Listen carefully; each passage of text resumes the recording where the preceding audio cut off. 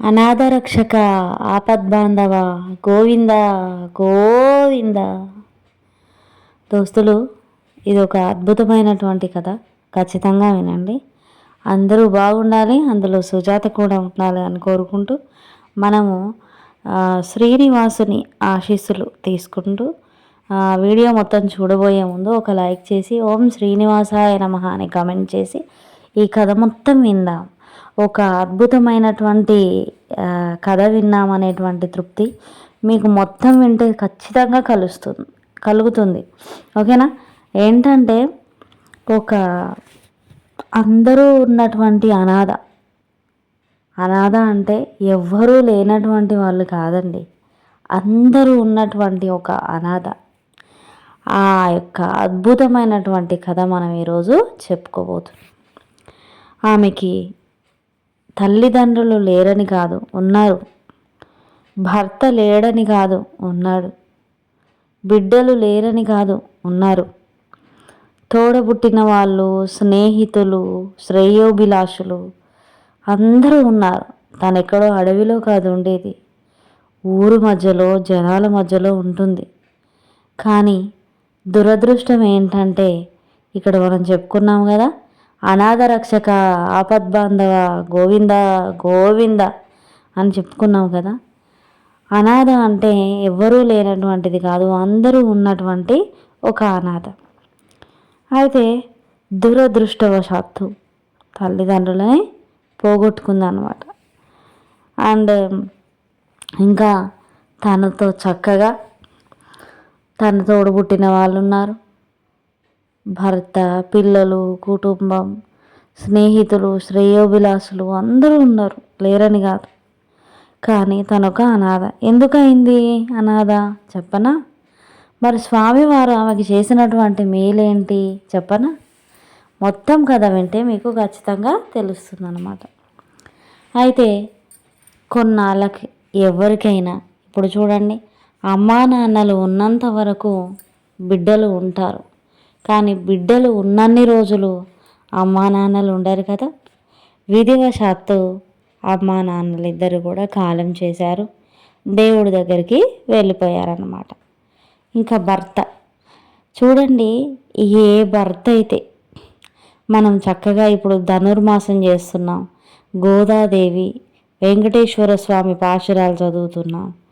ఆ అమ్మకి ఎంత ప్రేమ ఉంది స్వామివారంటే.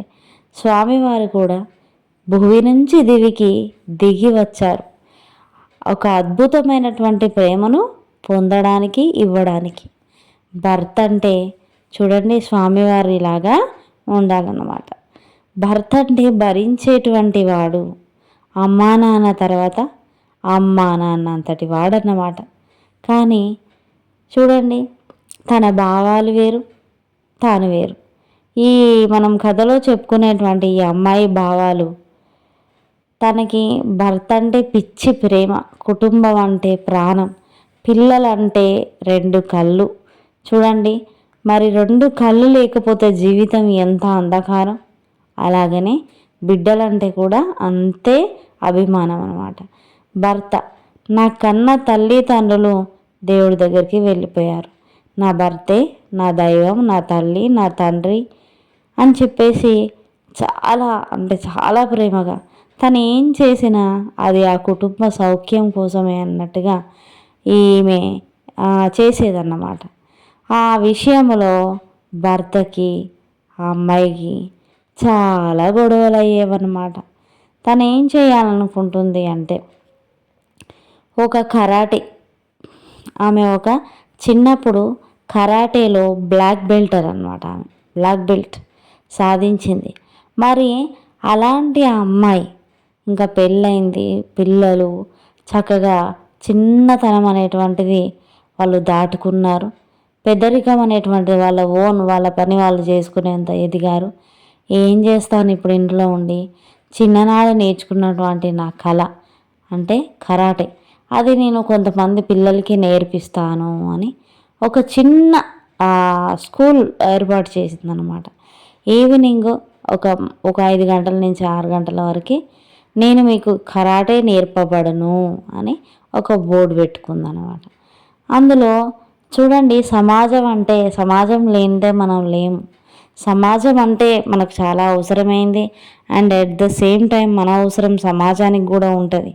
కానీ ఇక్కడ ఇంకొకటి పాజిటివ్ ఉంటుంది, నెగిటివ్ ఉంటుంది.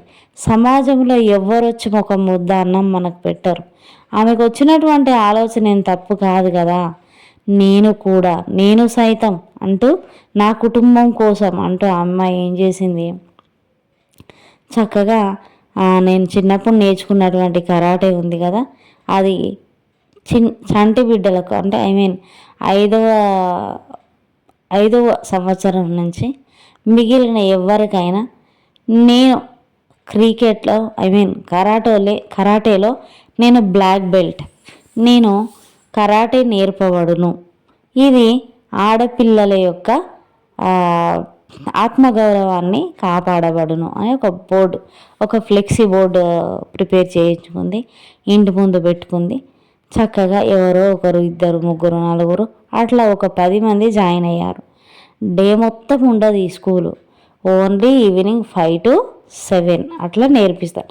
నేను నేర్చుకున్నటువంటి స్టెప్స్ అని మొత్తం కరాటేలో నేను ఆరితేరాను అని పెట్టలేదు. బ్లాక్ బెల్ట్ సాధించాను అంటే కొంతవరకు ప్రావీణ్యం ఉందన్నట్టే కదా అని చెప్పేసి, నేనైతే ఇప్పుడు ఆమె యొక్క ఎక్కడ హైడ్ చేయకుండా నా కుటుంబం అని చెప్పేసి భర్త, పిల్లలు ఏం చదువుతున్నారు అన్నీ మెన్షన్ చేసింది చక్కగా ఫ్లెక్సీ బోర్డు మీద. అంటే తన ఏజ్ అనేటువంటిది కూడా మెన్షన్ చేసింది. సగం ముసలామ, ఈమెం నరుపుతుంది కరాటే అని అనుకుంటారు అని ఆమె బ్యాక్ స్టెప్ వేయలేదు, ఫ్రంట్ స్టెప్పే వేసింది. చూడండి, డేర్ స్టెప్ వేసింది అనమాట. ఇంకా పెట్టిందనమాట. అందరు వచ్చి సర్లే ఎంతో కొంత, పెద్ద అమౌంట్ ఏం మనం పే చేస్తలేము కదా, తనకు వచ్చినటువంటి ఆ యొక్క స్టెప్స్ ఏంటో మా పిల్లలకి నేర్పుతుంది, అది సేఫ్ కదా అని చెప్పేసి చాలామంది పేరెంట్స్ అక్కడ పిల్లల్ని జాయిన్ చేశారనమాట. చక్కగా డే మొత్తం ఇంట్లోనే స్పెండ్ చేస్తుంది. ఈవినింగ్ 5 to 6, 5 to 7 ఆమె కండక్ట్ చేస్తుంది అనమాట.